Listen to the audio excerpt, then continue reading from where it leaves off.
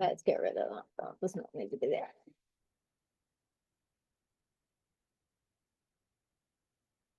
Good evening and welcome to Talking Teeth Thursday. And I don't know why you had a picture of my other screen on there, but we've got rid of it now. So anyway, welcome. If this is the first time you've joined me, I hope you're warm because it's a bit on the chilly side in this neck of the woods this evening. I'm here every Thursday, loitering with intent to talk about something to do with oral health, something to do about looking after your mouth. And the aim is always to help you actually help yourself, because the key to healthy smile actually is what you do 365 days a year, rather than what the dental team do maybe 2, 3, even 4 times a year. Their role is very much monitoring the mouth and helping you obtain oral health and then supporting you maintaining oral health. So over the last few weeks, November has been Let's Talk Dentistry, and we've talked about what happens before you actually get in the chair. So a little bit about dental practices and their overheads, the costs of running a dental practice, how well trained the staff are, how experienced they are, all the things that have to be in place. So indemnities, in disinfection and decontamination sterilization techniques, CPR, medical emergency training, all these things that go on all the time to make sure that the dental team are looking after you to the best of your ability in an environment that's fit for purpose, and they know the most up-to-date techniques and knowledge and skills to actually help you have a healthy smile for life.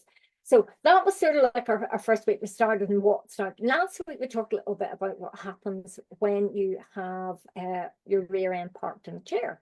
I just really generalized from the point of view of what happens at an initial assessment at what most people refer to as a checkup. Your mouth cancer screening, that they assess your teeth, your gums, the soft tissues. So this week we're looking at what actually happens after. So that's the point of huge relief for many when the chair goes up and you're going, right, get me out of here in most cases. I have yet to find somebody who likes putting their rear end in a dental chair. But the frequency that you have to do that and the length of time you have to spend in it really does depend on you, and it depends on many factors. So I'm going to talk a little bit about, what happens actually, when you get up and get going. And next week, we're going to talk about anxiety. We're going to talk about one of the most common anxieties for many, many people worldwide, actually, which is anxiety relating to dental care. So anyway, this is what we're talking about tonight. And let me see if I can move this slide on, because it doesn't really want to play ball with me. For some reason, best known to itself. I'm not quite sure what's going on here. But we will get there. Let me move things around a bit and let's see if it will play a bit better. Play nicely with me. No, it's not going to play nicely with me at all. So let me see what's going on. I'm going to try again. And if at first we don't succeed, we will keep going. I'm not quite sure why this is doing this with me. I'm going to move on. Yes, I've got it where I want it to be, which is basically where the chair is coming up. And what happens at this stage is, apart from most people, great relief. The clinician, it might probably be your dentist, but it may be a dental therapist, it may be a dental hygienist, it may be a clinical dental technician, whoever has been looking after you on that occasion will talk you through what they have found. So they'll talk to you about your findings. They'll let you know sort of what state your mouth's in, where your oral health lies. They may give you some figures, or they maybe even give you a printout. And one of the things that we have on the What Grown Smiles website, if you go in under the coaching, right at the bottom, it says My Dental Score. That is based on the same system as you will find in a dental practice, that they actually give you a red, amber, green type thing that gives you how healthy your mouth is, what your risks are. And it's a really good starting point if you want to sort of work out where you are. And I'll say a little bit more about it, and I'll probably put a post up about it tomorrow. But the whole idea is that at the end of your treatment, at the end of your assessment, the end of your time in that dental chair, is you are given the information to go away and basically do something about it. Now, that might be just keep up the good work. It might be that you need to come back and have more treatment of one form or another. It may be that you need to see some other member of the dental team. It may be some advice about, you know, your lifestyle. So maybe they refer you to smoking cessation group, or something to do with alcohol and drugs. They may actually refer you to your doctor because they're concerned about your gums, which are bleeding, and there's no obvious reason because your oral hygiene's quite good, but you are carrying a bit of excess weight and they're concerned that you may have diabetes, so they want to get that sorted out. So there can be a whole lot of things that may then direct where you go as that chair comes up. But what you will find is your dental team will talk to you about it. They will discuss all these little things with you. And again, I do not know what is going on with this tonight. Deary me, have I just frozen? Let me see. Come on then, play ball with me. Really hoping this, yeah. So you may get something like this. You may get a summary that gives you some guidance as to what your risk of disease is and what do the scores actually mean. They will talk you through it. They may just say, listen, you know, you may have a problem. There's an early sign of a cavity, so they may have taken some x-rays and they'll explain what they see. There's a bit of bony support lost around that tooth. May need to keep an eye on that, so you might have to amend your toothbrushing to reach that. Your gums are bleeding here or there and somewhere else, and this is what you need to do. You've got some tartar there, you'll not be able to remove that yourself. I want you to go and see the hygienist. So there's all sorts of things that they might find, but it is very much going to be based on the information that you've given them. So that's things like your medical history, medications you're taking, any investigations medically, any supplements you're taking, things like your social and family history. So I mean, it's things like tobacco use, if there's a history of gum disease, that sort of thing, what your job is. So if you are working away from home, you do an awful lot of traveling, they may be able to advise you as to how best to fit your oral care routine in there, or trying to get appointments might be difficult if you work in the North Sea Oil Rig. I don't know, but it's important that they know these things. If you've got a hobby, if you do a lot of sports, what's your diet like? What are your oral care routines like? And then also, what are your concerns? What do you want? What are you worried about? And what would you like? Is there anything else that basically we can do for you? You know, do you not like the color of your teeth? You don't like the shape of your teeth? You wish you'd had orthodontic treatment way back when, or you had orthodontic treatment but you never had retainers, you didn't wear them. Is there anything that can be done about that? You've lost the tooth and the space bugs you. There's all these different things, and that's why it's so important at the end of an appointment that actually you do talk to your dental team. And it's really useful, I find, with particularly anybody that's nervous, and just come with questions written down, because often you're so relieved at getting out of the surgery that you forget what you wanted to ask. So they will gather together all that information about you and what you want and what your concerns are, along with their clinical findings. So what did they actually see in your mouth? Were your teeth looking healthy? Was there any iffy looking fillings? Was there any cracks in your teeth?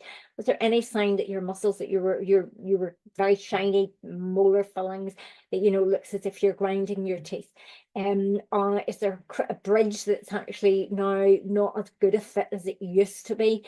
You know, what else is going on there? So they will have taken all that information in, and they will also put in that sort of decision-making, advice, guidance role, any other tests that they've done. So if they took x-rays, did they take a scan, did they take impressions? They may give you scores as far as your tooth decay risk is, or your gum disease. So they may say, you know, you're all zeros or ones, oh, your gums are healthy. On the other hand, they may say you've got threes and fours, and this is not so great, and they'll explain why and what they would recommend you do about it. Likewise, a BWE, you know, basic erosive wear examination. You know, there's wear in your teeth, you know, has that changed? Hasn't that changed? What's going on? Soft tissues, there's some white areas there, and they'll check how you bite. Does it cheek biting? Is it something else? So they gather a huge amount of information. I think that's somewhere I once read that there's something like 67 individual items of assessment during a dental exam. And they put this all together with you because it's very personalized. Each one of us different, and they decide what next, and you agree what's next. Where do you want to go? What do you want to do? And how are you basically going to get there? So do you need another appointment? Do you need a treatment plan? So if you want something, if it is NHS treatment, can this be done in the NHS? Does it have to be done privately? Do you need to be referred to somebody else? What costs might be involved? What time might be involved? So, you know, you need to the orthodontist, but he's only here on Thursdays, or she's only here on Thursdays. Thursdays don't work for you. So, you know, there can be a whole lot of things that you need to discuss either with the clinician and or the nurse, or other members of the dental team.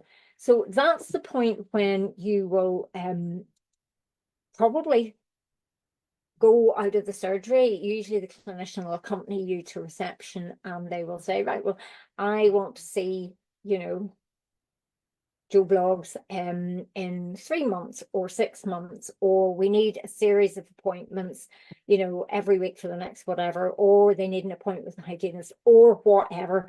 And they will leave you in the capable hands of the reception team. It might be that they say, I want you to talk to the treatment care coordinator to discuss possible options for treatment. I might want to see, you want to see the clinical dental technician, because I want to actually, that partial denture that you're saying is loose and you're not able to eat with it. Well, do you know something? The clinical dental technician is the person that's going to be able to help you with that. Likewise, the hygienist, the therapist. There's all different people involved in your care, and that's what is coming next. And this is very much where there's no I in team. Everybody works together. Lots of communications between clinicians, between other team members. Often all this stuff is done by computer, so there'll be a note sent to reception. There will be notes sent to another clinician. Can you come in and have a look? I think I want a second opinion, whatever. But when you leave that surgery, the nurse will go into overdrive. The clinician will go into overdrive when they go back into the surgery. They need to write your notes up. So they need to make sure that what has been seen, what has been done, what has been said is recorded. So, and that includes things like, well, I suggested that we replace the upper right premolar with an implant. I have given an approximation of cost. Patient wants to go away and think about it, but they're quite keen, or the patient was concerned, and they'll put that in your words, whatever you have said. So these are called contemporaneous notes, and it's really important because from a legal point of view, they hold massive amount of weight. So that all needs to be written up. Meanwhile, the dental nurse will be turning the surgery around, ready for the next patient, which actually might be you. So what they'll do is throw out and dispose of all the disposables, and there's different types of waste that needs to be compartmentalized. There's household waste, there's clinical waste, and these include things like suction tubes, masks, gloves. There's a lot of disposables in dentistry, you know, bed, you know, bucket lid, you know, not a good idea to throw a very expensive piece of equipment around you. Anyway, but there's a lot of disposables in dentistry, and that in itself can be quite costly for a practice, but we're not going down that pathway this evening. So, you know, they will need to make sure that all the equipment is wiped down, disinfected, that the instruments are prepared to go to usually a separate room. Some surgeries still do have do their decontamination in the surgery, but that would be a very rare one. Most surgeries now, new practices, have a separate space, and those instruments will not be just wandered around like this. They will be put in a sealed box taken to the decontamination area for decontamination. So they go through a thing a bit like a giant dishwasher, and then they will be sterilized. And that includes hand instruments, mirrors. It includes things like handpieces. So if they've been a 3-in-1, so the thing that has the water in the air that they spray, because really important when they're doing an examination, because dry, you can see so much more when the teeth are dry. It might be a disposable tip, it may not be. Hand pieces, all sorts of things, but whatever they have, everything will need to be cleaned down, and that includes the keyboard of the computer. Everything needs to be clean, ready, and a new clean set of sterile instruments needs to be set up for the next person coming in. So if you're sitting in the waiting room and you see a clinician come out to reception with a patient, and you see the person you're going to see going back into surgery, and then you're sitting going, where are they gone? They're doing all this other stuff. It's really important. So there might be a referral to another clinician that you need to make a note. Often people will do a full referral letter at the end of the day or at the end of a session.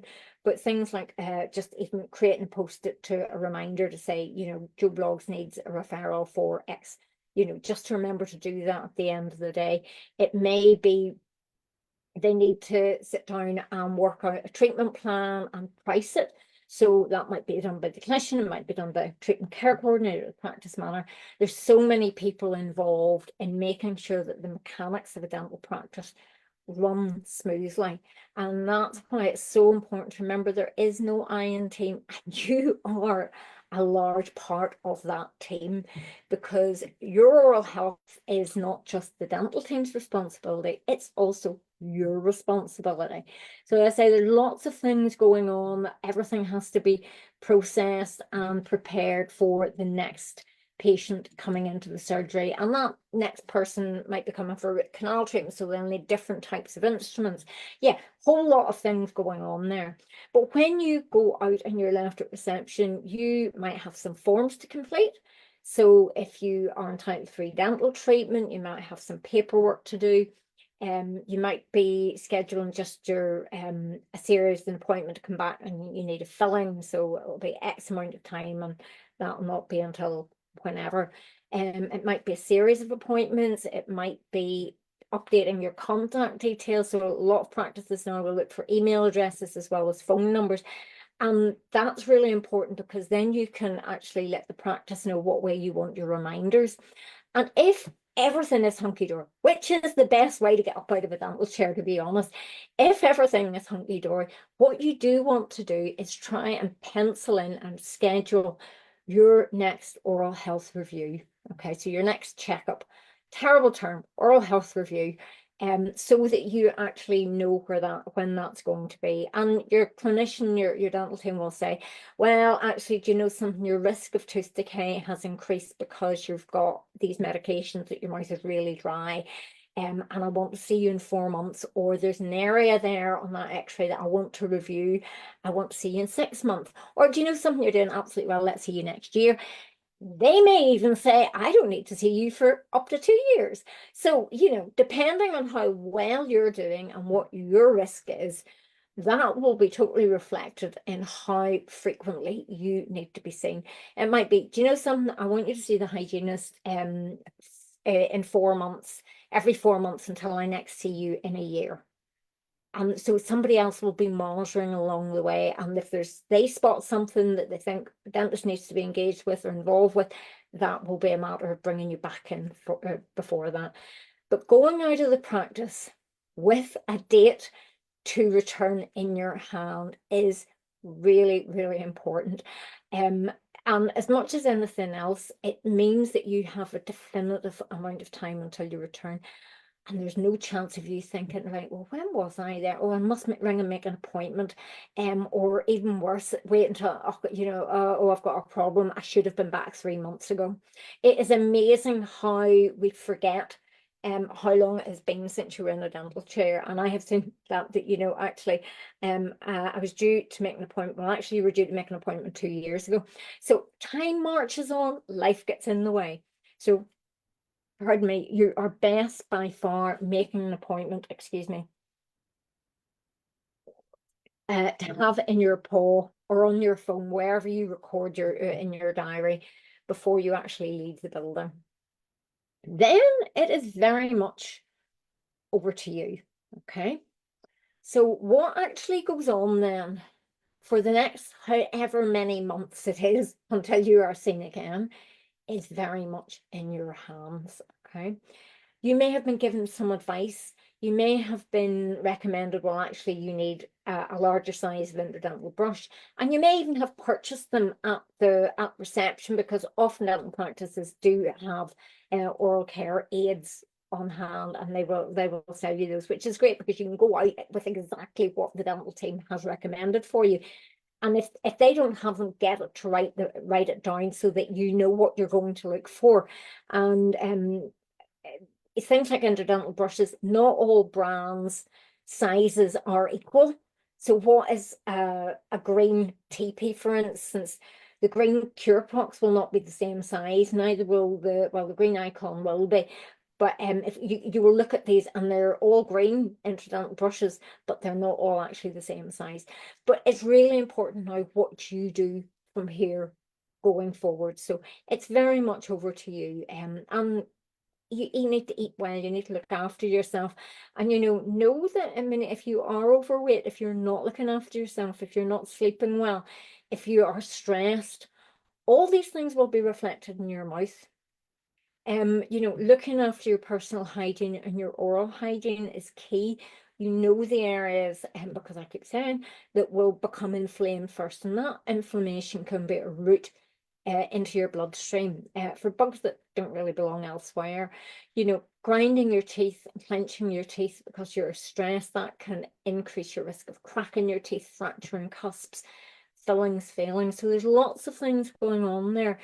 Chewing tobacco, smoking, lots of alcohol increase your risk of mouth cancer. So there's a lot of stuff going on there that your mouth will reflect your overall health and well-being.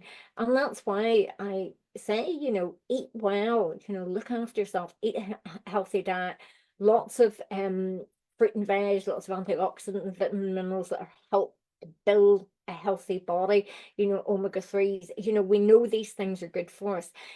Clean well, clean every source of all teeth with a toothbrush and interdental brushes in between your teeth, and keep well, be well. So that's the thing about having a healthy weight for your height, being mindful, getting a good night's sleep, getting some exercise.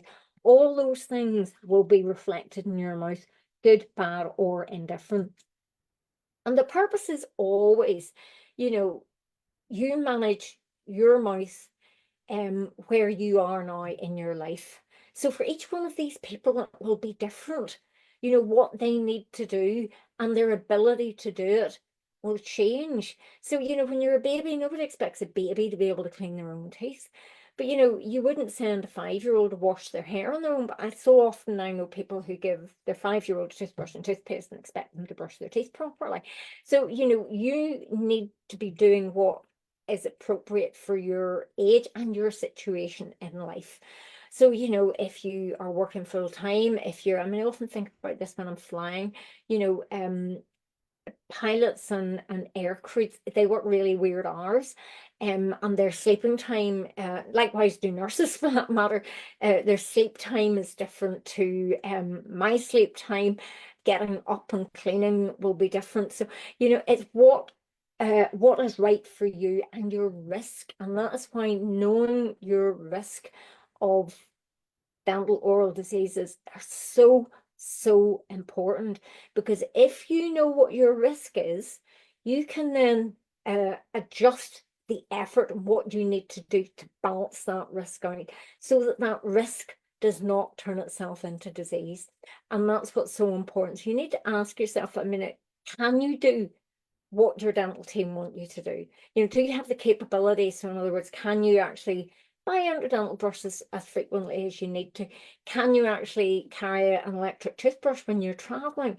Can you actually do, what the opportunity, is there, do you have somewhere that you can actually get to a sink to spit out or rinse? What are the opportunities for you to eat a healthy diet? You know, and again, traveling always comes to mind, but there's lots of other situations. Are you reliant on somebody else cooking for you or buying the food? So you may not have the opportunity to influence that. And then the bottom line is are you motivated? Do you actually want to do anything about it? And I often say that the most effective dental cleaning, a personal oral hygiene routine, is the day before you go to the dentist. 90% of us, at least 90, probably 99% of us, will come out of the dental chair and go, right, yes, I am going to do X, Y, and Z. And then what happens the further you get from that point when you saw your dental team, the more likely that is to fall away. And that is in some cases why, you know, we see people on the interim. So we work with a lot of dental practices, and they will see a patient at one point in time, and they'll say, you know, contact Late Growing Smiles, and I want you to have some coaching every couple of months. Just keep on top of this until I see you in 6 months or a year. So, you know, this is where we work with professionals to help maintain your smile. So, you know, it's the point of what can we do for you and how can we work with you and your dental team work with us. As time is limited, and often when you are in the dental practice, you may feel that things have been a bit rushed. It's not that they're missed anything, they're just probably a bit pushed for time. But if there is anything of concern, they will definitely note it. They will definitely flag it up to you. So, you know, when you go out the door, you know, the good news is that all you have to do is keep on top of things and make sure that you are eating well, you are cleaning well, and you're keeping well. And that is really, really key to having a healthy smile for life. So there you go. That's pretty much all I've got for you this evening. I sort of whizzed through that at the rate of knots for some bizarre reason. But, you know, there is so much goes on after you go out of a dental surgery, and I do not claim to know it all because I've been very blessed over the years of always having somebody who knows exactly what they're doing and keeping me in order. And I often say the easiest bit is actually looking in the patient's mouth. It's all that other stuff that goes down, because it all has to be done to a certain standard.